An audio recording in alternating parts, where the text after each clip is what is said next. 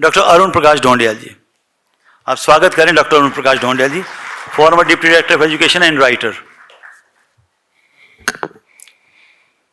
आदरणीय मंच में उपस्थित महानुभाव, समादरित अति सम्मानित उपस्थित सभी लोग, आज यहाँ पर यह कहने में बड़ा आनंद आता है कि एक कमरे में एक व्यक्ति के द्वारा एक संस्था की कल्पना और उसके बाद उस संस्था को बना करके उसको स्थानीय, प्रांतीय, राष्ट्रीय और अंतर्राष्ट्रीय मंच तक ले जाने का जो काम किया है, इसके लिए हम सब लोग डॉक्टर विवेक गौतम को बहुत बहुत बहुत धन्यवाद देते हैं। डॉक्टर विवेक गौतम में एक क्षमता तो है ही, जो हम बार बार कहते हैं कि वो समाज में जाकर के उन लोगों को जरूर ढूंढते हैं जिन्हें कि समाज के अन्य लोगों को प्रेरणा के रूप में देखने का मौका मिलता है।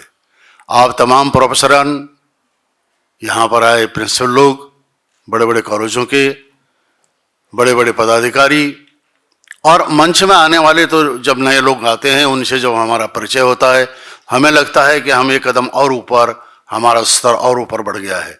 आप सब लोगों के कारण जो सम्मान मिलता है उसके लिए हम आप लोगों के बहुत बहुत आभारी हैं।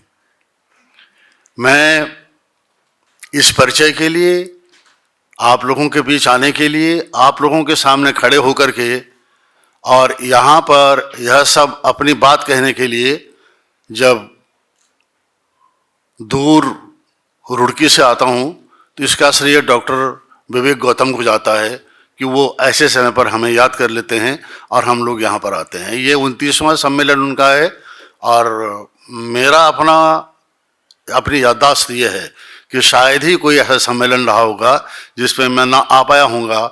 इसके लिए मैं उनका बहुत आभारी हूँ, आप सभी लोगों का बहुत आभारी हूँ। बातें ऐसी हैं, हम अब बूढ़े लोग हो चुके हैं और मेरे ख्याल से हास्य पे जाने वाले लोग हैं और कभी कभी फिर हास्य से अंदर ले जाते हैं ये लोग, हमारी नई पीढ़ी के लोग और हमारे विवेक जैसे लोग।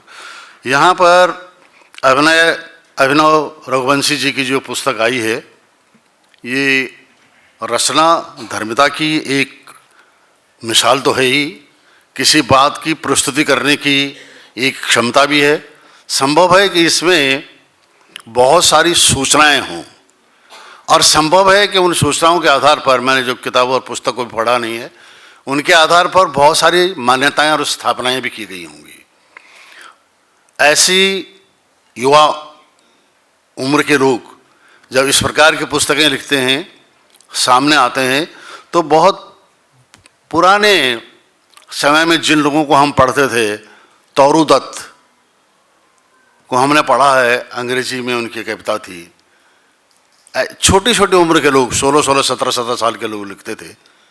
आपकी जो पुस्तक यहाँ पर और आपका जो परिचय यहाँ पे मिला है, उसमें तो जो आपकी गंभीरता और जो आपका मैच्योरिटी दिखाई देती है, वो कम से कम आपकी उम्र से तो बहुत अधिक है। इसके लिए मैं आपको बहुत बहुत धन्यवाद देता हूँ। अगर आप ये वीडियो YouTube पर देख रहे हैं तो हमारे चैनल को सब्सक्राइब करें और बेल आइकन को दबाना ना भूलें। अगर आप Facebook पर ये वीडियो देख रहे हैं तो हमारे पेज को लाइक करें।